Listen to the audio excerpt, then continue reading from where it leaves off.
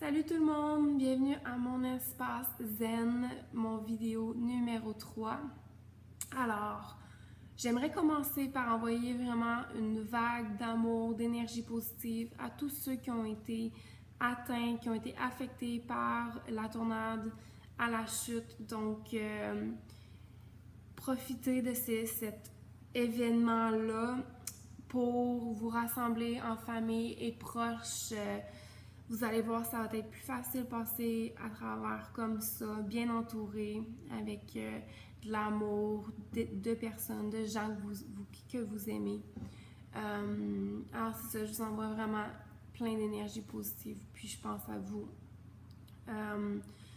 Donc aujourd'hui, je vais répondre à une question qu'on m'a posée suite aux vidéos que j'ai faites. Alors la question était: comment est-ce que j'ai fait pour justement faire le switch? Comment j'ai fait? Ben, la question c'était super sincèrement, comment est-ce que tu as fait? Donc, comment j'ai fait? C'est vraiment un processus. Pour moi, c'est pas quelque chose qui s'est fait du jour au lendemain. Ça a demandé beaucoup de travail, beaucoup de recherche, beaucoup de coaching aussi. J'ai écouté beaucoup de blogs, j'ai lu beaucoup de livres sur le cheminement personnel, sur le travail sur soi. J'ai eu mon coach de vie aussi qui m'a vraiment beaucoup aidé, que je vais voir 2-3 fois. Non, c'est-à-dire que je vais voir aux 2-3 semaines. Donc ça a été vraiment bien pour cet avancement-là. Aussi, ce qui a fait en sorte que j'ai fait le switch, c'est que j'étais tannée. J'étais tannée de subir la vie, tannée de juste me lever le matin, de faire mes petites choses, aller me recoucher. Une vie de surface que j'appelle, tu sais, il n'y avait rien de profond. Ça nourrissait pas mon âme, ce style de vie-là.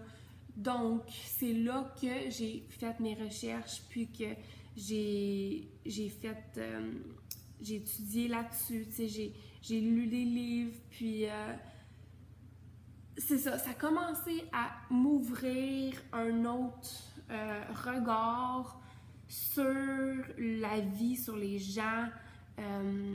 Puis c'est ça, j'avais beaucoup d'informations en dedans de moi, je prenais beaucoup d'informations, mais au début, j'appliquais pas. Donc, mais le travail se faisait quand même si je l'appliquais pas nécessairement, j'en appliquais une partie, mais c'est pas évident, c'est du nouveau, c'est quelque chose qu'il faut que tu intègres dans ta routine. C'est comme changer ta façon de manger, te faire une nouvelle diète, faire un plan alimentaire, faire un plan d'exercice, aller au gym. C'est quelque chose qui est quand même difficile à intégrer au quotidien, mais c'est faisable. Donc, ça demande la discipline, surtout.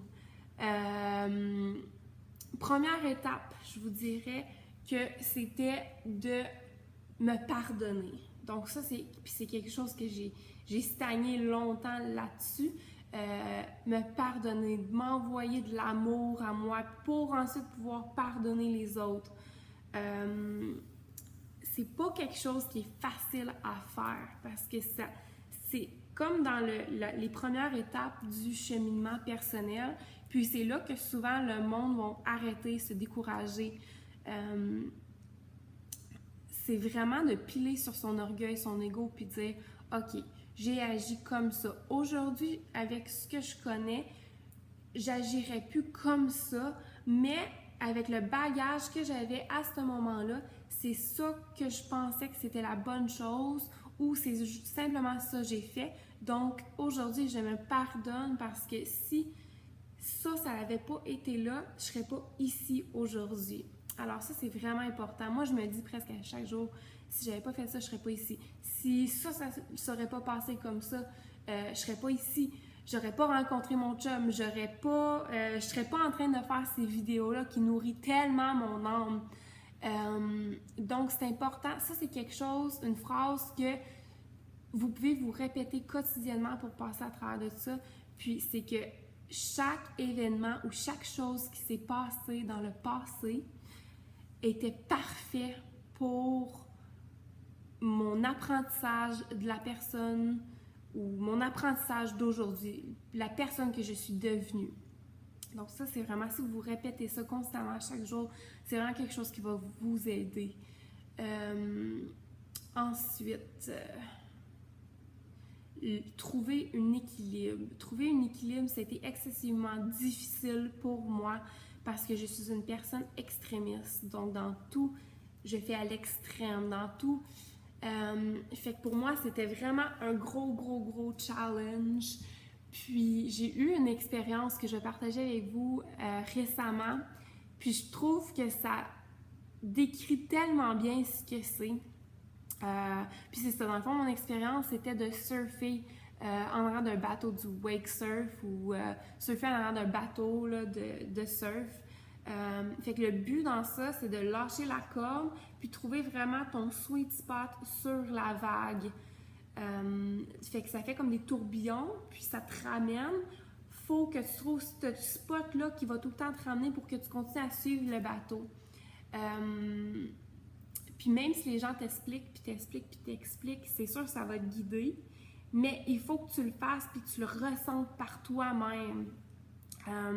Donc c'est ce que j'ai fait, je lâche la corde pour la première fois, puis le sentiment, c'est vraiment spécial ce qui arrive.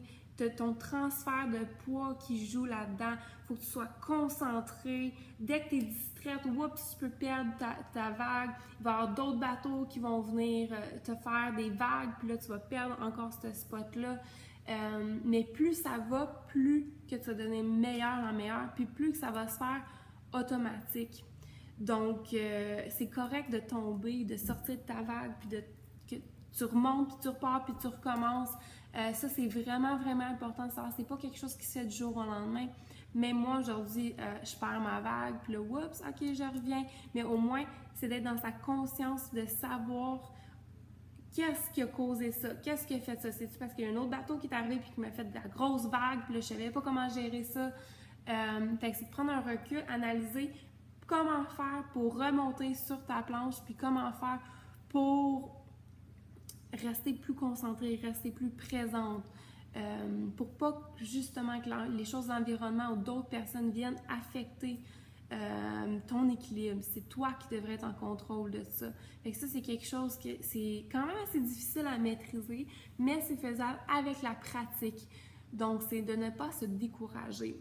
Moi, au début, je pensais que c'était quelque chose qui se faisait comme ça, d'être zen, puis d'être en maîtrise de soi, de son âme, de son esprit. C'est pas quelque chose qui se fait du jour au lendemain. Ça demande vraiment beaucoup de pratique. Fait que c'est de pas se décourager. Moi, j'avais le tour vraiment là, de me décourager, puis de baisser les bras parce que j'étais comme... C'était difficile, mais c'est ça la beauté de la chose, c'est de persévérer. Puis, éliminer aussi les énergies négatives alentour de soi. Ça, c'est vraiment néfaste. La journée où vous allez dire « Moi, je ne veux plus de ces énergies dans ma vie », puis vous allez mettre vos boundaries, vos barrières, vous allez ressentir vraiment quelque chose de bien, puis ça laisse plus de place aux bonnes énergies de rentrer une fois que vous éliminez puis vous faites les barrières sur les choses qui vous amènent des énergies négatives. Donc, faites des choix pour vous, c'est vraiment important. Puis, ça va s'enchaîner. C'est vraiment beau, la magie de ça. C'est ça, gardez en tête que c'est un processus. Puis ça demande beaucoup de pratique et de discipline. Je le répète parce que c'est tellement important puis ça m'a pris du temps à comprendre. Donc, c'est ça. Pour aujourd'hui, c'est ce que j'avais à dire. Je dois aller travailler. Donc, je vais vous laisser là-dessus. Puis, j'espère que cette petite vidéo-là vous a été bénéfique et vous aide dans votre quotidien. Alors, à la prochaine. Merci.